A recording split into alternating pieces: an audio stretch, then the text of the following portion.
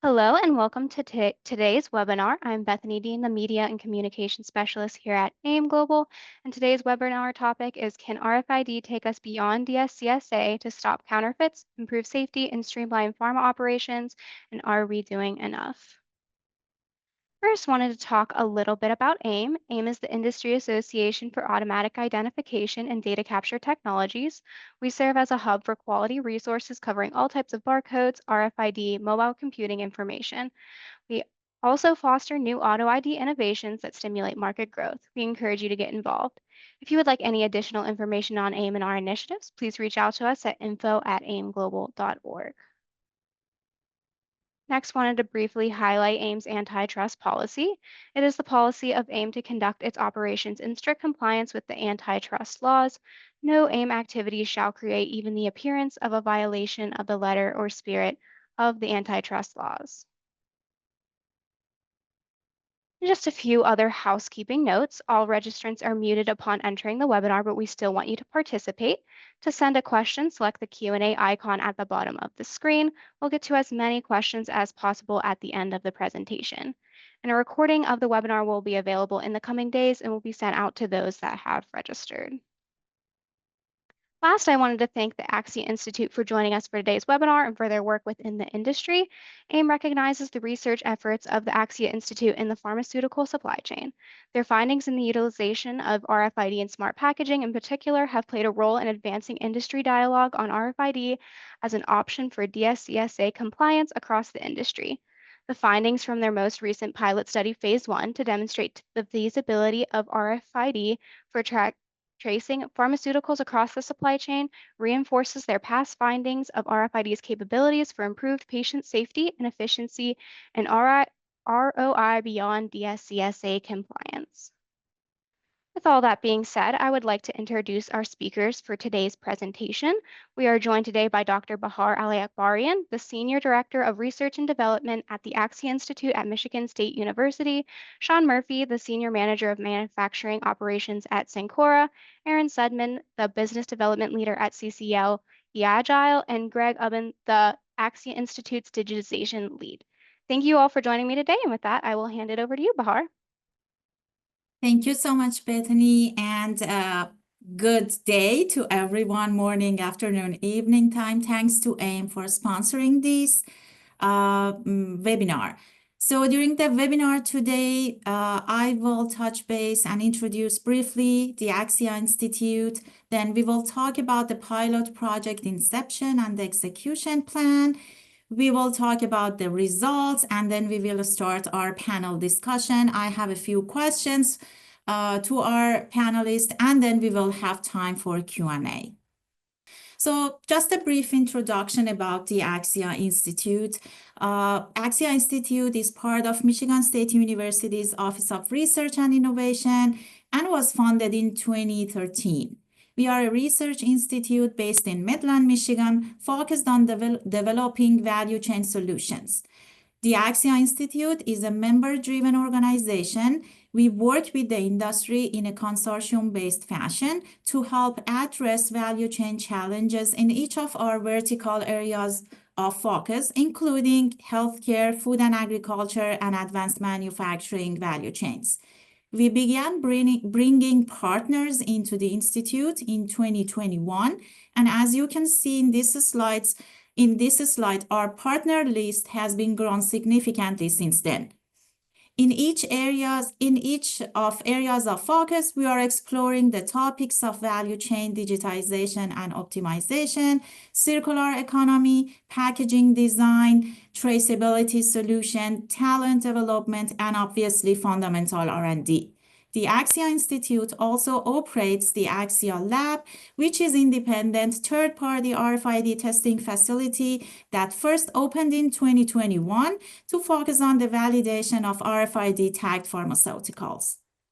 So just a little bit of background about the pilot project and the phase 1 of the pilot. Bethany briefly touched based on the results of the phase 1. And I'm going through them a little bit. So the Drug Supply Chain Security Act, or DSCSA, which was passed into law in 2013, represented an opportunity to optimize the pharmaceutical value chain with the aim of improving patient safety. That prompted our initial research in the pharmaceutical and healthcare industries. After a brainstorming session with our healthcare partners in 2022 focused on meeting the DSCSA traceability requirements, we explored potential solutions, including AIDC's RFID technology. And we began developing the framework and logistics for the first phase of the pilot. The primary objective of the project was to assess the effectiveness of RFID as a transformative tool for achieving DSCSA compliance and enhancing pharmaceutical supply chain operations. Phase 1 conducted at a laboratory scale at the Axia lab and concluded in 2023. Phase 1 confirmed the techno-feasibility of RFID technology, demonstrating very high readability across a mix of pharmaceutical products at various packaging levels, from box to case to pallet, and for different drug formulations, including solid and liquid formulations. The successful completion of Phase 1 laid the groundwork for a more in-depth investigation using additional products at a larger scale in a real-world environment, and that was the reason we officially kicked off Phase 2 preparation in January 2024. In this slide, I just want to acknowledge our industry participants, and Phase 2 was funded by our partners listed here. I'd like to thank all of our partners for their continuous scientific, emotional, and of course, physical support during this phase. Special thanks to my team at the Axia Institute, Ethan, our lab lead technologies, Greg, our digitization lead, Danny and Daniela, our interns, and CCLE Agile team, of course, Aaron, who's here, and Jack, Sencora team, Sean, that he's here, and which they were all very actively involved in conducting tests. This slide shows the framework of the pilot Phase 2. So due to some confidentiality and safety aspects, we could not conduct tests at the manufacturer's site. At the Axia lab, we simulated the manufacturer, in this case Fresenius Kabi, who provided 4 full pallets of pharmaceutical products. We RFID tagged all of the products, including 6,920 sellable units, each assigned a unique SG10 or serialized global trade item number. These were then aggregated into cases with serial shipping container code or SSCC, stacked onto pallets, scanned to generate an EPCIS file event using CCLE Agile software. The file captured the simulated shipment from manufacturer to wholesaler Sencora's Williamstown site in Michigan using standards global location number or GLNs, and was then uploaded to the Axia Observer platform. You will hear from these 2 softwares in a bit. At the Williamstown site, Sencora's Williamstown site, each case was scanned and validated against the EPCIS file via RFID-enabled tunnel.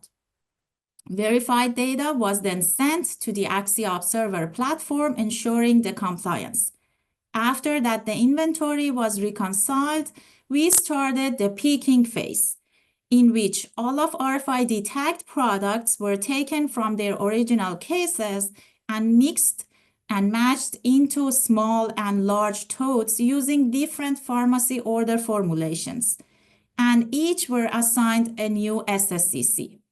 Then these totes formed 6 unique pharmacy orders, and the shipment was prepared, and every tote was scanned and matched to its EPCIS file before being finalized and uploaded.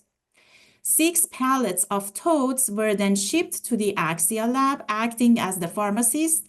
At the pharmacy level, again simulated at the Axia, we received the pallets, then they were opened at each tote, and each tote was scanned on arrival and instantly validated against its EPCIS record. Once matched, the inventory was reconciled, confirming complete end-to-end traceability and data integrity across the supply chain from manufacturer to the pharmacies. In this case, each of 6 pharmacy orders were now traceable to their initial source. Next slide, please. Here, you can just see some photos of the 4 full pallets of the products with their unit of sale numbers, which we store them in the lab. And then on the left side, you can see all of the cases, including these 4 different products. And then on the right side, you can see one example of a large and one example of a small totes with different formulations. And then in these 2 videos, you can see how we operated at the Axia lab. The one at the left side shows our first step of tagging all of the products received from Fresenius Kabi. And then on the right side, you can see us simulating the receiving of the 6 pharmacy orders in which we are validating each tote using RFID-enabled conveyor. Thank you. So a summary of key findings. We basically tagged almost 7,000 units and we tracked them all. 100% traceability was achieved. All the exception scenarios, such as missing a product, extra product in a tote, exchange of the product from one tote to another tote, or from one order to another order, they were all automatically identified and corrected in real time, thanks to the instantaneous feedback from the RFID system. We use GS1 TDS 2.x standard for encoding, and that enabled us to have the full data, including G10 serial, lot, and expiry encoded on the chip and then captured at high speed in compliance with the DSCSA requirements. We have noticed that integrating RFID technology with IoT demonstrated significant improvement in process efficiency and enabled the real-time decision-making and error connections, enabled our Streamline exception handling and continuous performance improvement across the supply chain. One more important factor as a result of this pilot was the improve of the people ROI. Which means the satisfaction of the people working in the environment. This was due to the requiring minimal training for effective operation. All of us, we worked on this project at the Sencora warehouse. We were not so much experts in the operation. The process also reduced the physical and manual labor, so then the people working there, the operators, they can be satisfied by focusing on meaningful activities and also the customer interaction. They can also get a satisfaction by repurposing low-value tasks to a high and automated value task activities when compared to the traditional barcode manual scanning system. One important significant application of this pilot is the implications for controlled substance handling, and offers a way to better secure this high-value sector of the pharmaceutical supply chain. Beyond the data that is required by DSCSA, RFID-enabled system combined with IoT can support the reporting mandated by the DEA or Drug Enforcement Administration via the automation of reports and consolidated ordering system, which tracks all controlled substances, transactions from manufacturer to the patient. You will see just in a minute by Greg's demo how all of these transactions can be captured, stored, and reviewed. And lastly, this pilot resulted in 2 different software that they were closely working together during the process. And you will hear again from Greg and Aaron about those software. One was the CCLE Agile software, which successfully simulated the local site's ERP system. The Axia Observer platform was the other product of this pilot, which was developed and tested as an outside centralized platform to provide oversight of the supply chain. We have seen how these two software worked in parallel to identify instances of anomalies in real time, avoiding downstream inefficiencies. The Axia Observer platform could be deployed as a software as a service tool to ensure that events are properly tracked across all companies participating in the supply chain and integrate properly with an organization's existing ERP or inventory system. In the next slide, you can just see an overview of the Axia Observer platform. And with that, I will pass it over to Greg that he can walk us through this platform and talk about the capabilities. Greg? Thank you, Bahar. Hello, everybody. I'm Greg Euban. I'm going to take you through the Observer platform. This was developed as a neutral third-party tool to be able to look across the entire supply chain. It is designed to work with a company's existing ERP system through an API integration that we have.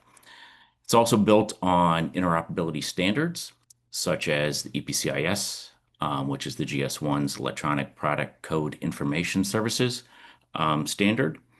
And so it's designed for when that information is moving from one company to another company, that information that's already being sent, already packaged in being sent to the destination company, it can also be sent here to the Observer platform as that neutral third party. We also built this around the standards of a REST-based API. And so as scanning events occur, we would expect that those scanning events would be going into the company's ERP system to be able to, in the case of shipping, being able to check it against the product order, as well as adjust inventory.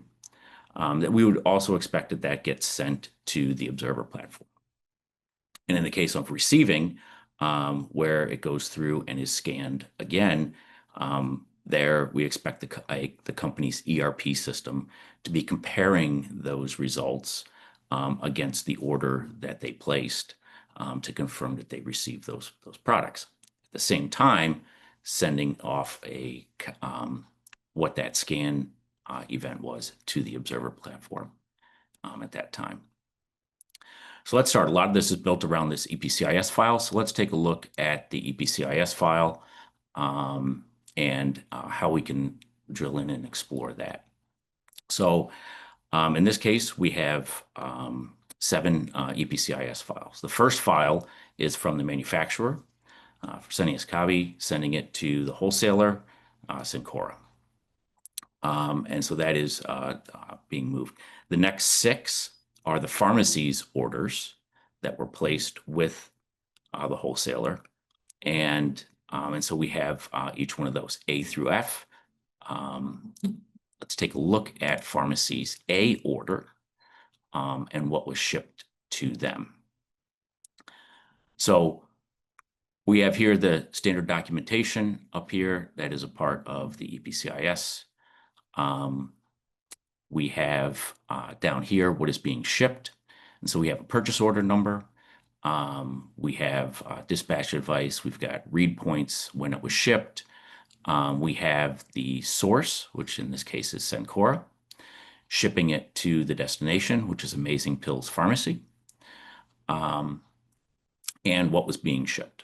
This is the pallet, what we're calling pallet A, that was shipped with this. We see that the tag for the pallet was commissioned by Cencora. And then we see the aggregation, and we see that there was 36 totes. So we can expand this and take a look at those totes. And here are the 36 totes. Again, there was an SSCC that represents that tote. That was commissioned by Cencora. We have these products that were placed in that tote. And if we expand that, we can then see each one of the SG tins that comprise that particular tote. And we see here that that tag for that SG tin was commissioned by Fresenius Kabi. We also can see the lot number and the expiry for that particular drug. We see that it was oxytocin, that is the actual drug, and we see all of the pertinent information about it, and so on. So we can scroll down and see all of this. I'm going to take this SG tin and copy it. We're going to use that later. And so next, I'm going to move on to the scan events. So here we have, we've captured all of those scan events that have occurred throughout this entire process. All of the shipping scans, all of the receiving scans. This is currently sorted by the most recent to the oldest. So we're seeing the last set of receiving scans that occurred. And so if we go and click here, we see this event. Now, this is information that came from this particular tote being scanned. And we have a summary of those tags. But we also have, this is the SSCC that represents the tote. And then we have each one of the drugs with their full SG tin. We have the lot number and the expiry, which also comes from the tag. The product was looked up from the EPCIS file. So we have all of this available, and we can also take a look at the raw JSON that was sent through the API call down below. So we have all of this that is here available as we track those events. What was really neat and what was added was the ability to be able to monitor this. So while I was not able to physically be a part of the activities at Cencora or at Axia for that, I was able to take this monitor and I had it running over on my desktop over here. I also had the software that Aaron's going to talk about that was representing the local company. And I had both of them up and running, and I could watch them perform all of the scans and see everything update like you're seeing here on the screen, with it actively showing what is taking place. Hopefully, I don't know if any of these have any issues. I don't think so. But if there was one that had an issue, I'd be able to see it, some red showing up here of issues, as well as both on the Observer platform, as well as on eAgile's simulated ERP system. So it was really kind of cool to watch this just go through and see all of the activities without actually being there. So this replayability, so Bahar is in the background clicking and replaying each one of these events, which is why you're seeing this change here. And so we also built in that ability into the Observer platform to replay those events. So now that we have all of these this EPCIS file and all of its information about the shipment from one company to another, and we have all of these events that came in from all these scanning events that came in that you saw there with the monitor, we can now go through and we can now trace an SG tin or an SSCC. So what I'm going to do is I'm going to take that one that I copied, and we're going to see its flow through that supply chain. So again, we still are able to retain what the lot number is, what the expiry, basically that it was the manufacturer. We have the product name down here. We've got its strength, dosage, all of that information about it. But what we also have is its journey from manufacturer to the pharmacy in this particular case. So we have this oxytocin. It had a tag. That tag was commissioned. Then that lowest saleable unit was put into a case. The tag for that case was then commissioned. And now we have an aggregation event in the EPCIS file. Coupled with that, there is also a shipping scan that occurs that also helps put all of that together. And so we have that occurrence. Next, what we have is we have that case being put on a pallet. That pallet has a tag that needs to be commissioned. Then we have an aggregation event through the EPCIS file that says this case was put onto this pallet. That has a shipping scan as well, coupled with it. And now we're going to ship it. So at this point, it is now leaving the manufacturer and moving to the wholesaler. So now at the wholesaler, we have a receiving scan. So they've now received the pallet. They are now starting to take those cases off the pallet. They're running them through a scanning tunnel. And we are now having a receiving scan. At this point, that can now be compared to the order that was placed to make sure they're receiving the products that they expected. And now we are back down to the lowest saleable unit. It's all been unpacked from pallet and unpacked from case. And then now we have the lowest saleable unit. So now that is warehoused somewhere. And now Pharmacy A comes along and places an order.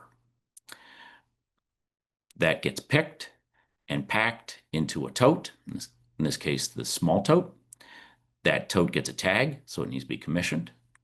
We have an aggregation event coupled with a shipping scanning event to confirm that that is what was ordered. Then that tote is placed on a pallet. That pallet needs a tag, and so that tag has to be commissioned. Aggregation event that then says this tote is on this pallet. And now we have a shipping scan for that pallet. So at this point, it is now left the wholesaler, in this case, Cencora, and is on its way to Pharmacy A. Pharmacy A receives it, and they do a receiving scan. From that receiving scan, they take the individual totes, and now they can run those individual totes through the tunnel, and they can now confirm that it is what they ordered based on the EPCIS file. So this is where we are starting to take the scan and comparing it to the EPCIS file. And then we can go through and we now have an individual lowest saleable unit that can now be sold to a customer. We also have down below, this is all of the text describing what I just walked through up above with the solution.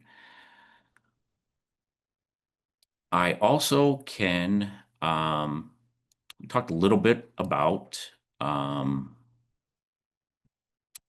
what happens when there is an issue. So in this particular case, we have a shipping scan that occurred multiple times. And so this is where we are seeing maybe something wasn't packed quite right, so the tote wasn't quite right. So we can visualize that here in the observer to say, oh, there was something that happened. So it took 3 tries for them to get the shipping scan, or basically the tote, formulated properly. So I just wanted to demo that real quick. So now let's take a look at the big picture. So we put together this entire flow. And so what we're seeing here is the entire flow from manufacturer to pharmacy through the wholesaler. And we start off with the 4 individual drugs. They get put into cases, and then they put on pallets. They're then received at the wholesaler and unpackaged. And now we're back down to the lowest saleable units. Then we have orders placed by each one of the pharmacies, and we have these tote formulations that we have 5. Those totes get put on the pallets, A through F for each individual pharmacy. They then get received and scanned and unpackaged into the individual drugs at each one of the pharmacies. So that is that's the end of the demo. Hey, can you run that thing again? All right, no. Oh, you want me to run it again? I'll go back. Thank you so much, Greg, for demo. It was really fun seeing Greg on the other side, like working on a computer, and we were just running these totes and cases through the conveyor, and we were seeing the results in place using eAgile, CCL eAgile software, and then Greg was seeing all of them in real time in another place. Thank you, Greg. So now, Aaron, can you please briefly introduce first CCL eAgile to us, and then talk about the CCL eAgile software that was developed during this pilot, and explain how these two software work together and how they can improve the operation efficiency? Absolutely. First of all, thank you for being allowing us to be a part of this. This has been a great study, and actually, it was a lot of fun just hanging out with y'all at the different sites and running the totes and everything. So appreciate the time we spent together. CCL eAgile, we're basically experts in RFID and actually getting down to the part where we take individual items and create special tags that can be read throughout the supply chain. So especially for pharmaceuticals, I've got examples like this right here, a syringe or vial. When you get down to unit of use tagging, you want to make sure you take into account the drug itself and the platform and the substrate and everything that runs on it. So we're excellent at doing that. So source tagging is where we really get our chops specialized. So I want to tell you a bit about the software that we wrote as well and how it worked with this. So the great part about this, a great part about the software that was written is the hard part is already done. Meaning the 10 years of DSCSA and the aggregations required and the files, the EPCIS data files that have to go back and forth between the pharmaceutical company, the warehouse, the pharmacy, they already exist. So this part, now it's just taking that data and matching it to something that physically comes in a box. And when you get a box of something, you don't want to have to open this thing up. So what the conveyor does is it grabs every single EPCIS data file. Every EPC of every RFID tag in that box. It finds the parent, so the SSCC or the box GTIN, and then it gets all the children. It says, you know what? I know exactly what's supposed to happen. Let's look at that EPCIS data file and check every single serial number. If there's anything wrong, if one of those serial numbers wrong, it says, hey, wait a minute, there's a problem. Let's solve it right now. Let's not solve it later. Even if there's 100 or 200 in that box, boom, we check it and say yes or no. It's validated. And then if it's yes, move it into inventory. So let the ERP system know it's there. Here's the serial number. Here's the timestamp when this thing came in. And we know precisely when it came in. And we validated against exactly what the DSCSA was meant for. It was conceptually conceived. And now this meets the spirit of the law, not just the text of the law. The spirit is to provably, item by item, prove serialization validation without opening the boxes. So you don't have to look in there. You don't have to tear it apart. You don't have to wonder, did it get put back together, because you never opened the box. So that's what this software does. It grabs it, runs through the conveyor, finds everything, pulls it together, checks it, and then sends it on through if it's right, and it turns it back around if it's wrong, if there's anything wrong. So if two boxes were in there and one went into the wrong box because someone picked it and then picked a different one, boom, this solves that issue right away. So in this instance, I found all the parent tags, checked all the, basically put them into in-memory so I can validate an array of data from the serialization. So this is the crazy part about it. It's like, have the computers do what they're good at, and have the humans do what they're good at. Why would a human want to pull apart all the boxes and scan each one of them? Humans aren't great at that kind of thing, and they're very inefficient, and as you imagine, sort of error prone as As we get later, we talk about some of the errors that we did in mixing totes back together. So these are the kind of things that, you know, we want to give to the computers can do this stuff. And RFID stands up and says, you know what? This is one of those hard problems to answer. It says, this is the raise your hand if you're not here problem. Like, it's one of those things where you, in a classroom, you can't do that, right? But with RFID and the EPCIS data file, now you go, you know what? I'm expected one more. I didn't see it. There's a problem. Let's turn that back around and let's find out what happened. Let's find out now rather than a week from now when we actually picked this product and we saw that there was an issue. So that's what the system does, and it sends it back and forth, sends it back to the ERP system so everything works and it gets validated. Thank you so much, Aaron. And now to you, Sean, like Cencora was very important for this pilot because we were for the first time able to work in a real working environment. Can you please talk a little bit about the Cencora and the volume of the products that are moved every day to or from Cencora? And also, can you please talk a little bit about if Cencora has any plan to adopt RFID, and like, what do you think? What is Cencora's perspective about this pilot and the results of this collaboration?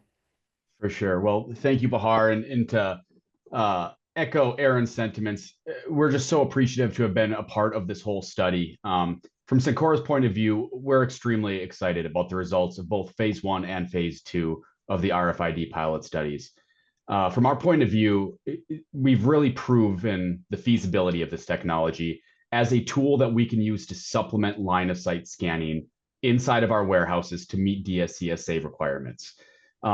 In my opinion, RFID is a mature technology in its current format, fully ready to be rolled out to the wider healthcare supply chain as a tool that we can use to try to reduce a lot of the complexity that we've added into the supply chain as a result of compliance with the Drug Supply Chain Security Act. So really, from our point of view, next steps for us looks like starting this conversation and continuing this conversation rolling at an industry level, because this really isn't a change that we can implement. This is a change that we need our trading partners to kind of join us in implementing across the supply chain in much a similar fashion as to what we've done over the last 10 years with the Drug Supply Chain Security Act. So we really want to engage our manufacturer trading partners upstream, get RFID put onto product packaging where we can do that, so that we can start trying to reduce a lot of the complexity that's just inherent to DSCSA. I think we have a little bit of an opportunity in this moment of time, and that we're kind of at the end, the theoretical end stages of DSCSA. We're coming into compliance with DSCSA, and the whole industry has done a lot of great work over the last 10 years to get us to the point we're at today. But we know that DSCSA adds complexity to the system, and anytime you're adding complexity to the system, you're going to be increasing the amount of errors and the amount of issues that the supply chain has to address. I personally see RFID really as the technology that answers a lot of those problems that we, as a wholesale distributor, are currently seeing in our warehouses as a result of drug serialization. So we want to engage our trading partners upstream and downstream as much as possible to try to see how we can start leveraging this technology to really circumvent a lot of the complexity around drug serialization. But thank you so much for having us as part of the study. We're very excited by all of the results. Thank you, Sean. It was fun seeing you moving all the boxes and totes with us at the Williamstown site. So now a question to all of you guys. What was your biggest takeaway or surprise of this process? Basically 1 year working together, and then the tests at the Axia lab and at the Cencora site. What was the biggest takeaway? Who wants to start? Yeah. My first one was the fact that we got all the conveyor to Cencora. We set up everything. We had all that room. We had these 4 pallets around us. And we thought, you know what? It's going to take 2 days. We reserved 2 days. The guy reserved a Marriott hotel room back around. It actually, even the very first time, we actually got through this whole thing in 1 day. Receiving everything, validating against the EPCIS data files, the system, actually watching it work. That was probably the other part of it. It was exciting because we go, oh, wow, this is easy. You just pick it up and you put it in the conveyor and it goes into inventory. And if there's a problem, it tells us. It was almost seemed too easy. And I kept going, I kept looking at the database going, are you sure? Is it really working like this? Yeah, I mean, so that was one. And then after lunch, we had a nice little lunch in Williamston. And then we went back and we packed everything into little totes and we did the same sort of thing. Now, there was a few more errors in this time because we weren't perfect in packing. So, but I mean, it caught. And it was after lunch. It was after lunch. We were all kind of tryptophan running it over. So, but it was fun to see it because once we were packed properly, it was 100%. It wasn't 99.9%. It checked and validated 100% of the items. And that was very exciting. And the fact that we finished it all in one day when we expected to take 2 days, for the very first time we did this, that was most surprising to me. Yeah, very good. Thank you. Completely agree. For me, it was the ease of use. Just the fact that, you know, as I said at the time, it's a technology that's so easy, even corporate can do it. I personally don't have a lot of experience hands-on with product, picking product, moving product, but we were able to get into the warehouse as a handful of people that don't have a lot of experience necessarily pick, pack, and shipping products. And we're just able to load products off of pallets onto totes, get it flowing through, and easily identify errors as they popped up, correct those errors in a timely fashion, and get it rolling through. Just the ease of use of the system was deeply impressive to me. And Greg, you were behind the scenes. What's your? I gotta agree with everyone about how quick it happened, because I would just look over and go, oh, they're done. But the other thing I thought that was really surprising was how quick and easy we could detect something wasn't right, get it resolved, and just watch it come around. So for me, I couldn't see physically what happened, but I could see that something popped, and then it was like then it was fixed immediately. The next scan went through, we were good, and things moved on. I was really impressed with how quick and easy the error detection and correction was. I thought one bit was we thought we were going to have to add in a bunch of errors so that we could find errors. No, we introduced our own. Don't worry. When we were picking and packing, that part was fun. Perfect. Thank you, guys. So I have one last question, and then we can have time for the audience for Q&A. And I want to go back to the title of our webinar, Are We Doing Enough? So any of you has different perspective coming from different industry. How do you anticipate the broader industry will respond to this RFID pilot study? And how and when do you think that RFID can be a solution to improve pharma supply chain efficiency and patient safety? Are we doing enough to showcase the results? What else should we do? And maybe we can start with you, Sean. Yeah, no, I think it's a great question. And I think this is a great technology to do more. I think you can always do more. And I think the DSCSA has been a great step in the right direction towards patient safety. I think this is another step in that same direction. And I really like what Aaron said earlier about how RFID can truly enable the spirit of the law, allowing us to not have to infer receipt with, you know, we don't have to split the case open to look inside the case and validate that everything inside that case matches the data that we expect for it. Really what I see is the advantage of RFID. You know, there's many, but the advantages are shared across every node in the supply chain. It's easy for me as a wholesale distributor to see all the ways that this would make my life and the lives of the associates in my warehouse much easier. You know, the product's moving through faster. We're seeing fewer errors. We're spending less time handling the product. But the good thing is that those benefits are shared across the supply chain. Those are benefits for my upstream trading partners, and they're benefits for my downstream trading partners.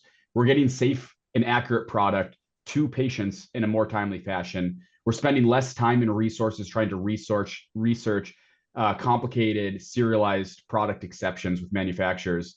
It's hard for me to see an area in which the added traceability provided by RFID doesn't improve the supply chain whether you're a regulator, you're a manufacturer, you're a wholesaler, or you're a customer. I think it just has a lot to offer.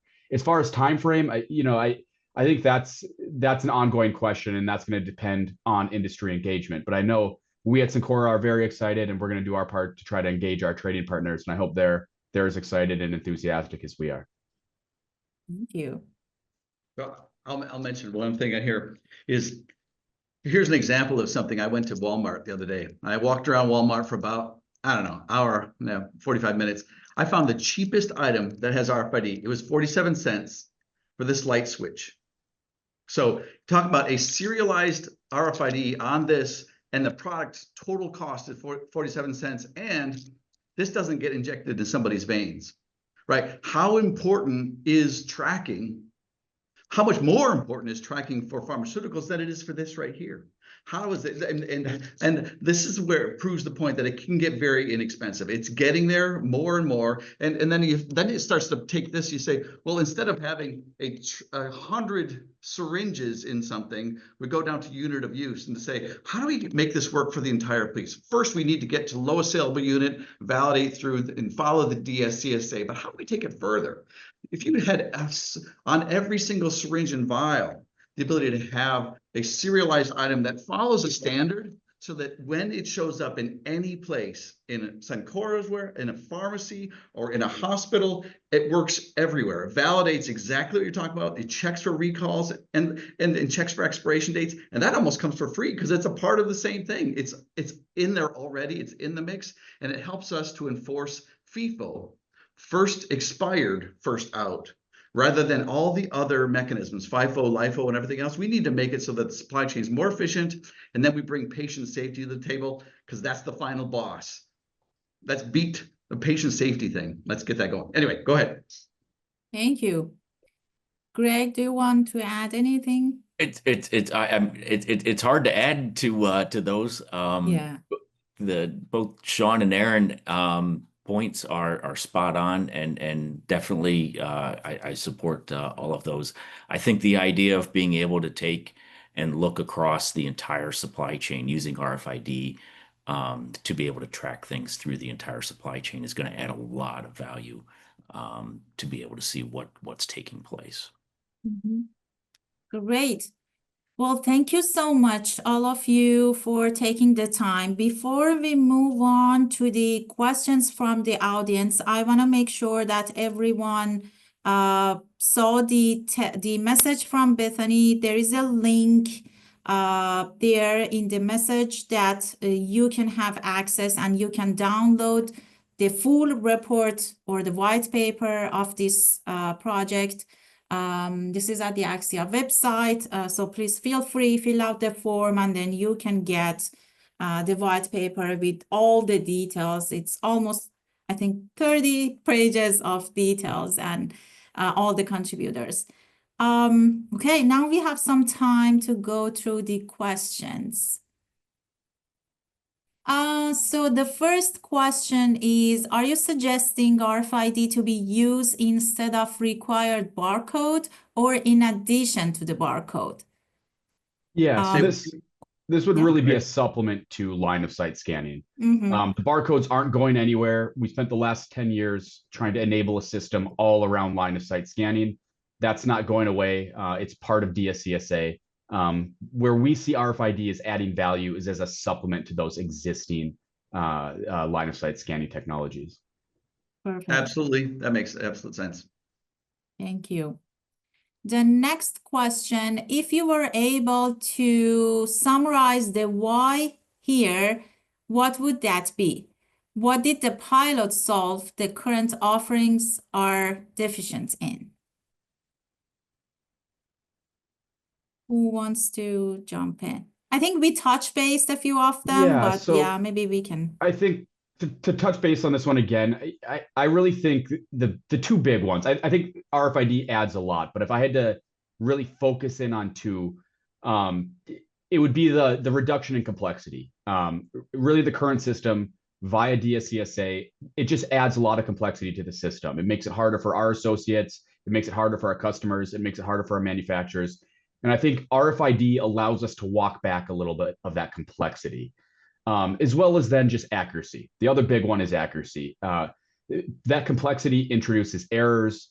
The line of sight technology can at times be unreliable for various reasons. And RFID just gives us another layer to supplement those existing systems and really add another level of confidence to the supply chain. I think those are, from my point of view, the two big ads I would focus in on.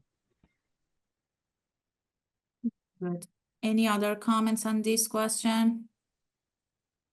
I think it's about, I mean, just like he was saying, make things more efficient, because once you get more efficient, you don't have this artificial scarcity, because you don't have a lot more quarantined items, because you actually solve the problem immediately because it gets identified right away. Mm-hmm. Very good, thank you. So we have a question from Jose. What would be the security process regarding access to this data that will be hosted in the Axia environment? To whom would this data be made available? Maybe a question to Greg. Yeah, so we're exploring different security options around what can or should be shared when you are looking with multiple companies across the supply chain, how much information should be visible from one company to another company with it. Obviously, from a source company to a destination company, right? There's a transaction that occurred that would need to be visible between the two of them. But other parts of the supply chain maybe not. So this is one of the things that we are at Axia currently exploring, is how to set up that and to determine what level of information is allowed to be shared. If this was opened up to something like the FDA, maybe they would have permissions to look across all of it, because they, that's their purview, is to look across all of it. But these are all definitely things that we are exploring. Very good. Thank you, Greg. And I think we have the last question, looking at the time. So DSCSA requires barcode. When DSCSA was passed, manufacturers didn't feel they were getting enough bang for the buck. They wanted access to all data, and the supply chain was against it. Do you have enough buy-in from manufacturers to spend the money to add system or hardware?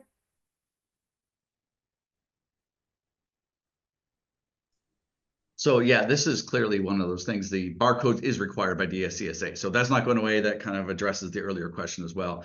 And no one feels like the RFID should be there. I mean, and the other one is that you should also have human readable as well, because just if a human just picks it up in their hand, they have to be able to deal with it individually on their own. Now, about how much it costs and everything, that it now comes down to the question of, we need to prove, one, that it works. And that's what this pilot was about, right? Prove it functions, so that there isn't the question whether or not this is something that can be done. Now the next question goes beyond that and says, well, is it worth it, right? Well, I think that given what we showed this time, it does prove it's worth it, especially if you can cut down on the problems with quarantining of drugs and requiring the artificial scarcity that comes out of not being able to validate everything in real time. So this is, and then, I mean, the other part was moving so that, like, the people ROI, move them to a higher effort, like not just picking up and reading and counting, but instead actually doing additional benefit to the supply chain. And that's how we get patient safety benefits, is by long-term fixing other parts of this. And then I put this 47 cents. It really is inexpensive enough to do it. Yeah. And we do have manufacturers already utilizing RFID at various Yes. stages of their manufacturing process. So there are manufacturers currently using this technology.